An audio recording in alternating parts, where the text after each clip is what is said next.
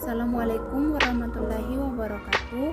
Perkenalkan, nama saya Yayun Prahararelta dari kelas AK21G dengan NIM 105731122121. Baiklah, pada kesempatan kali ini saya akan membahas mengenai materi akuntansi kas. Selanjutnya kita akan membahas mengenai definisi atau pengertian serta karakteristik kas itu sendiri. Setiap perusahaan selalu berhubungan dengan kas dalam menjalankan aktivitasnya, sehingga kas sering disebut dengan darahnya perusahaan. Kas adalah alat pembayaran siap pakai dan bebas dipergunakan untuk membiayai kegiatan umum perusahaan. Kas sendiri dapat berbentuk uang tunai, wesel atau surat perintah bayar, cek tunai dari pelanggan, giro atas nama perusahaan yang bebas dipergunakan, dan lain-lain. Kas terdiri atas kas yang ada di perusahaan dan kas yang ada di bank. Agar suatu alat pembayaran dapat dikategorikan sebagai kas, maka harus memenuhi kriteria berikut. Yang pertama yaitu diterima oleh masyarakat sebagai alat pembayaran sebesar nilai nominalnya. Yang kedua yaitu dapat dipergunakan sebagai alat pembayaran untuk kegiatan perusahaan sehari-hari. Selanjutnya ada beberapa elemen yang tidak dapat dikategorikan sebagai kas walaupun tampaknya sekilas dapat dipandang sebagai kas. Yang pertama yaitu dana yang disisihkan untuk tujuan tertentu sehingga tidak bebas dipergunakan untuk pembayaran. Yang kedua yaitu persediaan materi dan perangko. Yang ketiga yaitu cek mundur. Yang keempat cek kosong, selanjutnya rekening giro, dan yang terakhir yaitu sertifikat deposito. Kas memiliki karakteristik yang relatif kompleks dibandingkan dengan aset lainnya. Kas adalah aset yang paling aktif. Hal ini dapat dilihat dari hampir semua transaksi yang terjadi selalu berhubungan dengan kas. Tujuannya yakni untuk memperoleh kesempatan meraih keuntungan. Tetapi di lain pihak, perusahaan juga tidak boleh membiarkan adanya penumpukan kas atau adanya kas yang menganggur karena sifatnya yang tidak produktif. Selanjutnya yaitu kita akan membahas mengenai pengendalian internal kas. Pengendalian internal merupakan prosedur yang digunakan oleh perusahaan untuk mengamankan aset yang memberikan jaminan yang memadai terkait dengan reliabilitas pelaporan keuangan, efisiensi, dan efektivitas operasional perusahaan, keakuratan pencatatan, serta kesesuaian operasional perusahaan dengan aturan atau regulasi yang berlaku. Biasanya, sistem pengendalian internal diterapkan pada perusahaan yang memiliki skala bisnis berukuran menengah ke atas. Perusahaan tersebut memiliki kegiatan operasional bisnis yang semakin kompleks dan memiliki jenjang struktur yang semakin meluas. Kas merupakan aset yang paling aktif, dan hampir semua aktivitas operasional perusahaan selalu berhubungan dengan kas. Kas juga merupakan aset yang sangat rentan terhadap kecenderungan dan penyelewengan sehingga perlu pengendalian internal yang memadai. Dalam pengendalian internal kas yang baik diperlukan prosedur-prosedur agar penerimaan dan pengeluaran kas dapat dilindungi dari praktek pencurian, penyalahgunaan, serta penyelewengan lainnya. Sistem pengendalian internal kas suatu perusahaan akan berbeda satu dengan yang lainnya, tergantung dari bentuk, jenis, dan sifat perusahaan. Pengendalian internal kas dibagi menjadi dua. Yang pertama yaitu pengendalian internal atas penerimaan kas. Sebagian besar kas yang diterima oleh perusahaan berasal dari kegiatan utama bisnis yang dijalankannya. Sebagai contoh, sebagian besar kas yang diterima oleh perusahaan dagang akan berasal dari kegiatan penjualan barang dagang secara tunai dan pelunasan piutang usaha dari pelanggan. Penerimaan kas perusahaan dari kegiatan non-operasional dapat berasal dari pinjaman bank, pendapatan dividen secara tunai, penerimaan atas penjualan aset, setoran modal secara tunai, dan lain-lain. Mengingat kas adalah aset yang paling liquid dibandingkan dengan aset lainnya, maka diperlukan sistem pengendalian internal terhadap penerimaan kas yang memadai. Secara umum, pengendalian internal terhadap penerimaan kas dapat dilakukan dengan cara berikut. Yang pertama yaitu memilih karyawan yang memiliki integritas dan moralitas tinggi. Dalam artian, oleh karena sifat dari kas yang sangat kompleks, maka dibutuhkan karyawan yang memiliki tingkat kejujuran yang tinggi dan tanggung jawab yang besar. Yang kedua yaitu menerapkan pemisahan tugas dan tanggung jawab antara bagian akuntansi dan bagian keuangan dalam transaksi penerimaan kas. Dalam artian, pada prinsipnya, tidak ada orang yang diperbolehkan untuk melakukan transaksi penerimaan kas dari awal sampai akhir. Harus ada pemisahan tugas dan tanggung jawab antara karyawan bagian penerima kas, karyawan bagian pembukuan kas, dan karyawan bagian penyimpanan kas. Yang ketiga yaitu menerapkan bahwa setiap penerimaan kas harus didukung oleh dokumen yang kuat dan langsung dicatat serta diterima seutuhnya. Dalam artian, untuk menciptakan pengawasan terhadap penerimaan kas yang baik, pada prinsipnya kas harus disimpan di bank. Seluruh penerimaan kas harus disetor ke bank secara harian dalam jumlah yang seutuhnya. Yang keempat yaitu mengadakan pemeriksaan internal terhadap penerimaan kas dalam jangka waktu yang tidak ditentukan. Meskipun suatu sistem pengendalian internal telah dibuat dan dirancang dengan baik, penyimpangan-penyimpangan akan selalu ada sepanjang waktu. Perlu dilakukan pengkajian ulang untuk memastikan bahwa prosedur-prosedur yang ada telah dijalankan dengan benar. Pemeriksaan ini dilakukan oleh pihak yang independen untuk memastikan bahwa pengendalian internal yang dilakukan di perusahaan telah berjalan secara efektif dan efisien. Selanjutnya yaitu pengendalian internal atas pengeluaran kas. Kas dikeluarkan oleh perusahaan untuk berbagai tujuan, dapat untuk tujuan utama operasional ataupun non-operasional. Contoh jenis pengeluarannya yakni untuk membeli barang dagang secara tunai, membayar utang usaha kepada para pemasok, membayar beban-beban operasional maupun non-operasional, membayar utang bank, membayar dividen, dan sebagainya. Oleh karena sifat kas yang tidak memiliki identitas kepemilikan, setiap pengeluaran kas memiliki risiko penyalahgunaan yang sangat besar.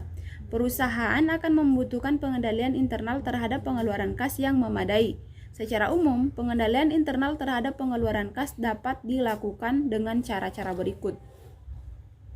Yang pertama yaitu menunjuk pejabat yang memiliki otoritas untuk mengeluarkan kas.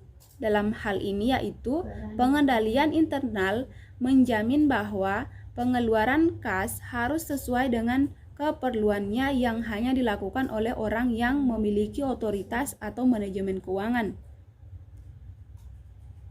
Untuk mengeluarkan kas tersebut, kecuali untuk pengeluaran kas yang relatif kecil atau menggunakan dana yang kas kecil. Yang kedua yaitu menerapkan pemisahan tugas dan tanggung jawab antara karyawan bagian pembayaran kas dan karyawan bagian pencatatan kas keluar.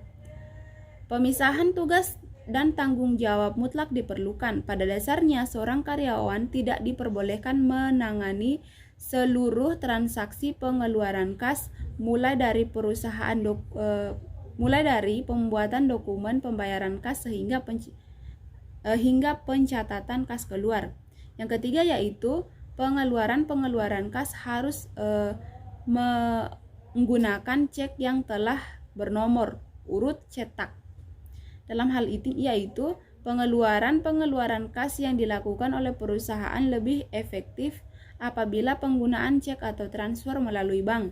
Setiap penggunaan cek maupun transfer dari bank harus disertai dengan bukti atau dokumen tagihan yang valid. Keempat yaitu menyimpan buku cek yang belum digunakan dalam kotak yang aman dan di bawah pengawasan pejabat yang tidak menangani akuntansi. Yang kelima yaitu dokumen-dokumen atau bukti transaksi yang telah dibayar lunas harus diberi tanda lunas. Pada dasarnya, untuk menghindari terjadinya pembayaran ganda atau pengulangan kembali oleh oknum karyawan, semua dokumen-dokumen tagihan yang telah dibayar lunas harus diberi stempel atau ditulis lunas. Dan yang terakhir yaitu mengadakan pemeriksaan internal terhadap pengeluaran kas, melakukan pengecekan terhadap independen atau verifikasi internal, yakni membandingkan cek yang telah dibayar dengan bukti tagihan dan sekaligus membandingkannya pula dengan laporan bank atau rekening koran secara periodik. Selanjutnya yaitu rekening bank sebagai alat pengendalian kas. Salah satu cara yang dapat dilakukan oleh perusahaan untuk menciptakan pengendalian kas yang efektif yakni dengan membuka rekening giro di bank. Dengan adanya rekening giro bank, banyak manfaat yang dapat diperoleh dari dari kegiatan pengendalian internal kas. Secara fisik, keamanan kas akan lebih terjamin karena kas disimpan di bank dan pencatatan secara administratif yang dilakukan oleh kedua belah pihak, yaitu pihak bank dan pihak perusahaan, dapat saling terkontrol. Ada beberapa dokumen yang digunakan dalam pengendalian kas untuk tiap-tiap rekening giro bank.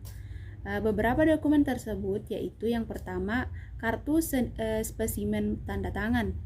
Apabila perusahaan membuka rekening giro di bank, setiap orang atau pejabat yang ditunjuk perusahaan harus memberikan contoh tanda tangannya untuk disimpan di bank. Kartu tanda tangan tersebut digunakan oleh bank untuk memeriksa tanda tangan pada cek yang akan dibayarkan pada saat membuka rekening giro. Bank memberikan nomor untuk mengidentifikasi nomor rekening tersebut. Dokumen yang kedua yaitu formulir setoran atau bukti setoran. Bank biasanya menyediakan formulir bukti setoran yang akan digunakan oleh seseorang pada saat menyetor kas dan ke rekening giro tertentu.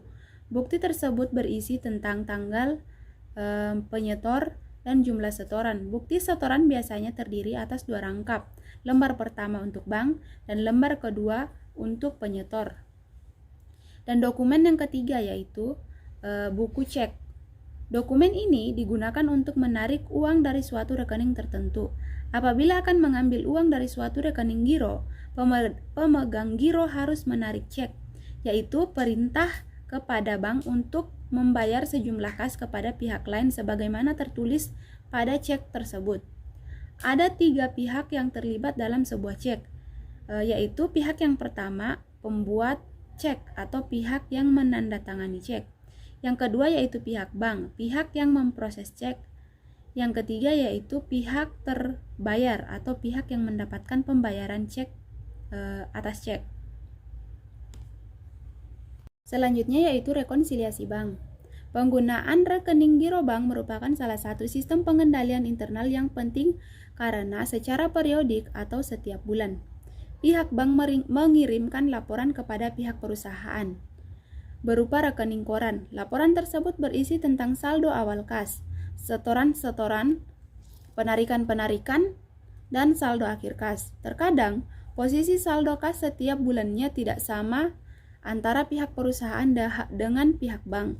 Apabila hal tersebut terjadi, pertama-tama harus dicari penyebabnya dan selanjutnya dibuat laporan serta penyesuaian terkait pelaporan tersebut.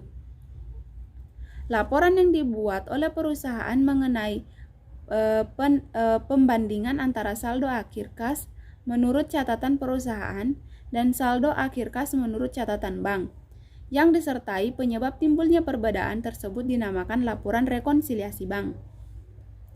Perbedaan catatan pihak perusahaan dengan rekening koran dari bank yang dikirimkan oleh pihak-pihak menjadi suatu hal yang biasa dan mungkin telah diperkirakan sebelumnya. Sebab-sebab terjadinya perbedaan saldo kas di perusahaan dan saldo kas di bank akan dibahas selanjutnya. Yang pertama yaitu perbedaan waktu pencatatan. Salah satu sistem pengendalian internal yang baik adalah melakukan pencatatan keuangan secara akurat. Pada dasarnya, pencatatan atas transaksi dilakukan berdasarkan dokumen atau bukti transaksi yang ada.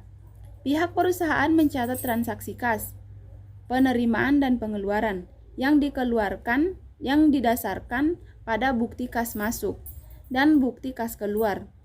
Dengan demikian juga dengan pihak bank untuk mencatat transaksi kas atau setoran dan penarikan atas dasar bukti setoran dan bukti penarikan cek.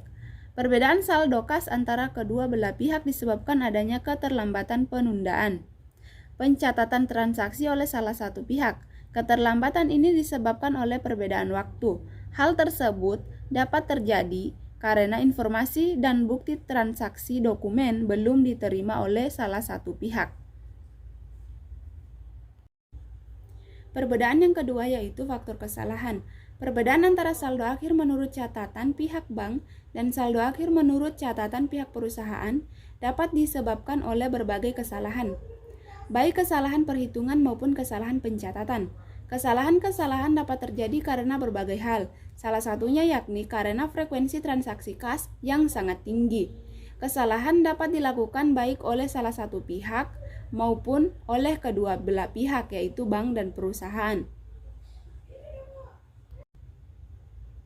Selanjutnya yaitu prosedur penyusunan rekonsiliasi bank.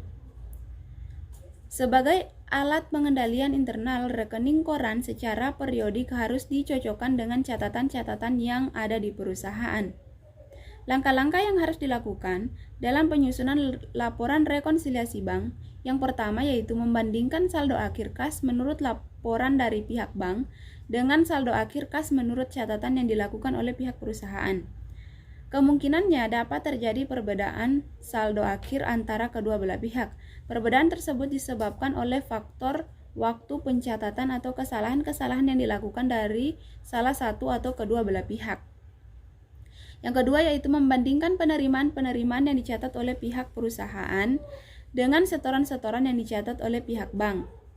Apabila ada perbedaan antara kedua belah pihak, perlu dilakukan beberapa langkah. Pertama, masukkan transaksi yang belum dicatat oleh pihak perusahaan sebagai penambahan transaksi tersebut telah dicatat oleh pihak bank. Contohnya, transaksi yang dimaksud yakni pendapatan jasa bank, setoran langsung ke bank, penagihan yang dilakukan oleh bank, dan kesalahan-kesalahan yang disebabkan bertambahnya saldo di perusahaan.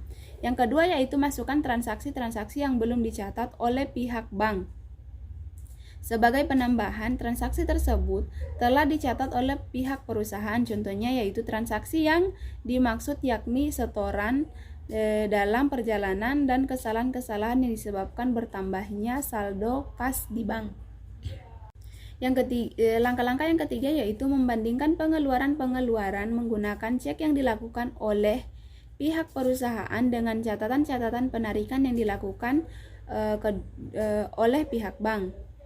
Apabila terdapat perbedaan antara kedua belah pihak, perlu dilakukan beberapa langkah. Pertama, masukkan transaksi-transaksi yang belum dicatat oleh pihak perusahaan sebagai pengurangan pihak bank telah melakukan pencatatan transaksi. Langkah yang kedua yaitu masukkan transaksi-transaksi yang belum dicatat oleh pihak bank sebagai pengurangan pihak perusahaan telah melakukan pencatatan atas transaksi. Langkah-langkah yang ketiga yaitu menghitung saldo akhir kas menurut laporan pihak bank yang telah disesuaikan dan saldo akhir kas menurut catatan pihak perusahaan yang telah disesuaikan. Saldo akhir kedua belah pihak tersebut harus sama besarnya. Yang kelima yaitu membuat laporan rekonsiliasi bank dan jurnal penyesuaian yang berhubungan dengan transaksi-transaksi yang belum dicatat oleh pihak perusahaan serta pencatatan ke buku besar kas. Yang terakhir yaitu melakukan koreksi kesalahan yang terdapat dalam pembukuan perusahaan yang menyampaikannya ke pihak bank apabila bank melakukan kesalahan. Selanjutnya yaitu kas kecil. Sistem pengendalian internal terhadap kas salah satunya adalah dengan membuka rekening giro bank. Semua transaksi yang berhubungan dengan kas, baik kas masuk maupun kas keluar, harus melalui bank. Sistem pengendalian tersebut juga baik digunakan untuk pengeluaran kas yang relatif kecil dan sering terjadi. Tetapi jumlah total selama satu periodenya cukup besar sehingga tidak efisien apabila menggunakan cek.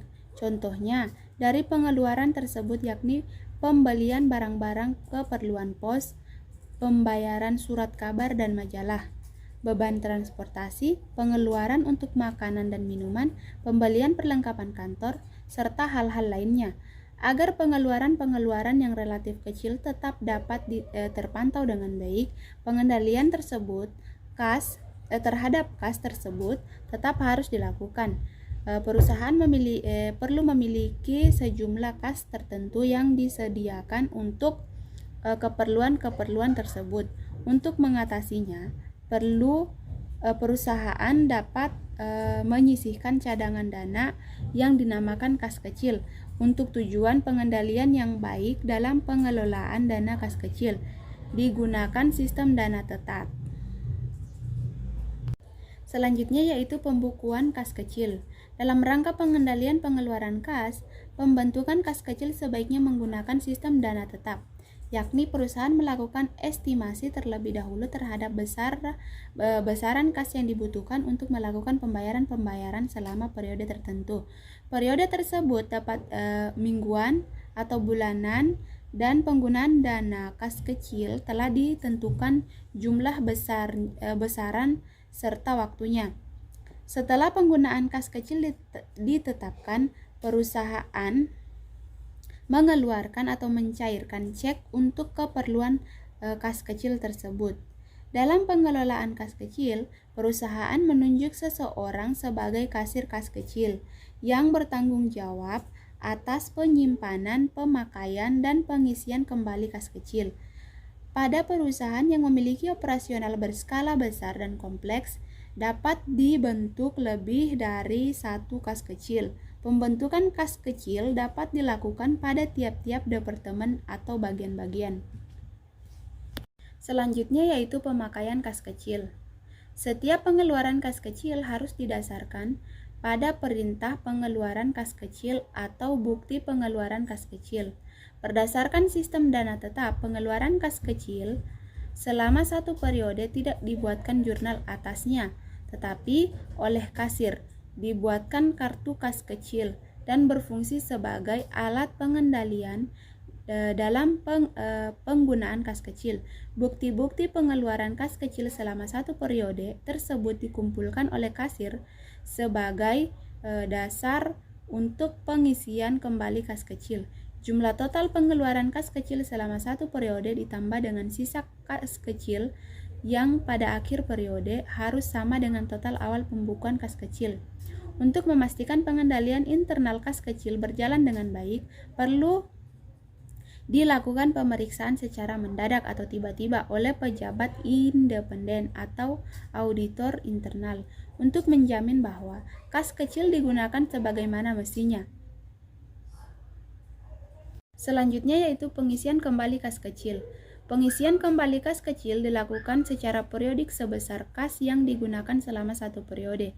Dari bukti-bukti pengeluaran atau bukti pengeluaran kas kecil yang dilakukan selama satu periode, pejabat kasir kas kecil menyerahkan semua dokumen tersebut kepada bendahara perusahaan untuk diverifikasi terkait kelayakan dan keabsahan dokumen tersebut. Apabila dokumen-dokumen kas kecil dinyatakan valid, bagian keuangan perusahaan mengeluarkan cek sebagai pengganti dana kas kecil dengan sebesar total pengeluaran selama satu periode. Dokumen-dokumen tersebut diberi stempel lunas guna menghindari terjadinya pembayaran ganda atau penguangan kembali. Jumlah pengisian kembali kas kecil harus sama dengan pengeluaran-pengeluaran selama satu periode, sehingga kas kecil akan kembali pada jumlah semula atau pada saat pembentukan. Selanjutnya yaitu selisih kas. Dalam operasional bisnisnya, sebagian besar perusahaan melakukan transaksi secara tunai. Transaksi-transaksi tunai tersebut sering menimbulkan perbedaan antara besarnya nilai transaksi dan kas yang tersedia dan menyebabkan selisih kas, baik selisih kurang maupun selisih lebih. Selisih kas kemudian ditampung dalam akun selisih kas. Apabila selisih kas tersebut disebabkan oleh kesalahan pembukuan, perusahaan harus segera membuat jurnal koreksi atau pembetulan. sehingga catatan dalam akun kas menjadi sesuai dengan kas yang sesungguhnya. Selisih kas dapat terjadi pada transaksi kas kecil maupun kas besar, kas di bank. Selisih kurang yaitu selisih yang terjadi pada transaksi kas kecil maupun kas besar. Selisih kurang yaitu selisih yang disebabkan oleh yang pertama, pengeluaran yang dicatat terlalu kecil dari seharusnya atau belum dicatat, dan yang kedua yaitu penerimaan yang dicatat terlalu besar dibandingkan dengan penerimaan yang sebenarnya atau dicatat lebih dari satu kali. Selisih lebih adalah selisih kas yang disebabkan oleh yang pertama, pengeluaran kas yang dicatat terlalu besar dibandingkan dengan pengeluaran sebenarnya atau dicatat lebih dari satu kali. Yang kedua, kesalahan dalam penjumlahan bukti-bukti pengeluaran kas serta elemen kas yang dihitung lebih besar dari jumlah yang sebenarnya. Dan yang ketiga, penerimaan yang dicatat terlalu kecil dari yang sebenarnya atau belum dicatat. Selisih kas yang terjadi pada saat dilakukan tidak boleh dibiarkan begitu saja. Perlu adanya pemeriksaan atau pencarian untuk mengetahui penyebab terjadinya selisih tersebut. Apabila selisih kas diketahui dan sifatnya material, selisih kas perlu ditutup atau dihapuskan sesuai dengan penyebab terjadinya selisih. Sebaiknya apabila tidak diketahui penyebab selisih atau nilai selisih relatif kecil, selisih kas dapat ditutup atau dihapuskan ke dalam laba rugi sebagai beban lain-lain dan pendapatan lain-lain. Selanjutnya yaitu penilaian dan pelaporan kas. Pelaporan aset lancar dibuat berdasarkan urutan tingkat likuiditasnya dibandingkan dengan aset lancar lainnya, piutang usaha, dan persediaan barang dagang. Kas merupakan aset yang paling likuid. Dalam prakteknya, kas biasanya disajikan pada urutan pertama dalam aset lancar pada neraca. Kas sendiri terdiri atas kas yang ada di perusahaan termasuk kas kecil dan kas yang tersimpan di bank. Untuk dana yang ada di bank, yaitu rekening giro, biasanya bank mensyaratkan kepada perusahaan untuk mempertahankan saldo kas minimum di rekening giro bank sebagai bagian dalam perjanjian dana siaga atau jalur kredit.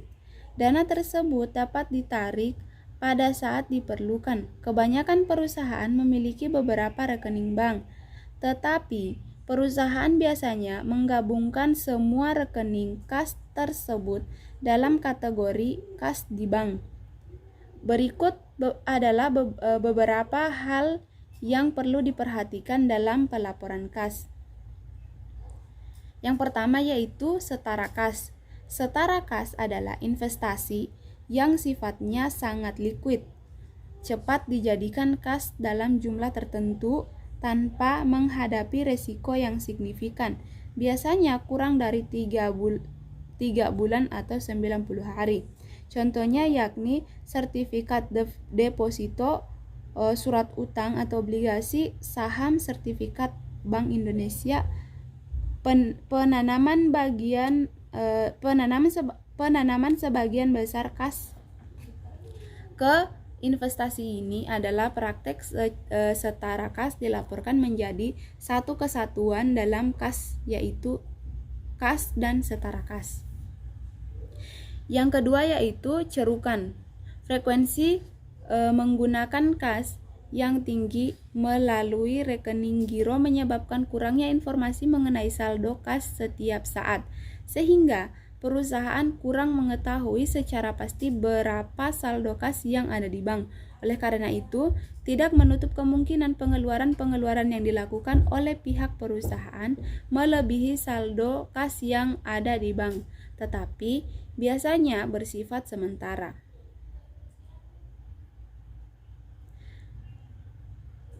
Terjadi apabila overdraft bank terjadi apabila perusahaan mencairkan cek dalam jumlah yang lebih besar dari saldo yang ada di rekening giro bank. Saldo kredit dilaporkan dalam kelompok kewajiban liabilitas sebagai kewajiban jangka pendek apabila cerukan dapat ditarik sewaktu-waktu dan merupakan bagian yang tak terpisahkan dari persoalan kas perusahaan. Cerukan tersebut masuk komponen kas yang setara kas.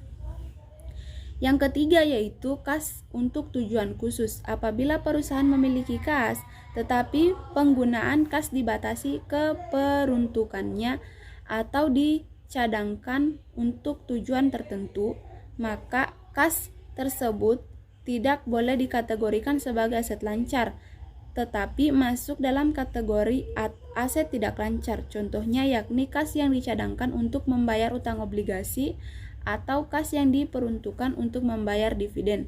Apabila perusahaan memiliki beberapa rekening giro yang bersaldo debit dan bersaldo kredit pada bank yang sama, catatan rekening giro dapat digabungkan dan disajikan pada neraca sebagai satu kesatuan. Kas dilaporkan pada neraca sebesar nilai nominalnya, yaitu kas yang benar-benar ada pada saat tanggal neraca berdasarkan penjelasan tersebut. Kelas selanjutnya kita akan membahas satu soal mengenai pembentukan kas kecil. Sebagai contoh, yaitu pada tanggal 10 Desember 2015, PT Perdana Mandiri memutuskan untuk membentuk kas kecil dengan menarik cek A1145 sebesar 1 juta. Pengelolaan atas kas tersebut diserahkan kepada Bapak Jailani sebagai kasirnya. Periode penggunaan kas kecil ini diperkirakan setiap 2 minggu sekali atau jika dana telah menipis. Atas transaksi yang dilakukan dengan kas kecil, bagian akuntansi perusahaan mencatatnya ke dalam jurnal berikut. Pertama, dibuatkan jurnal pada tanggal 10 Desember dengan nama akun kas kecil dan kas di bank. Kas kecil berada di debit sebesar 1 juta dan kas di bank berada di kredit sebesar 1 juta dengan keterangan pembentukan kas kecil. Jika mendapatkan soal seperti ini, maka langsung saja dimasukkan ke dalam jurnal. Demikianlah pemaparan materi dari saya. Lebih dan kurangnya mohon dimaafkan. Sekian dari saya. Wassalamualaikum warahmatullahi wabarakatuh.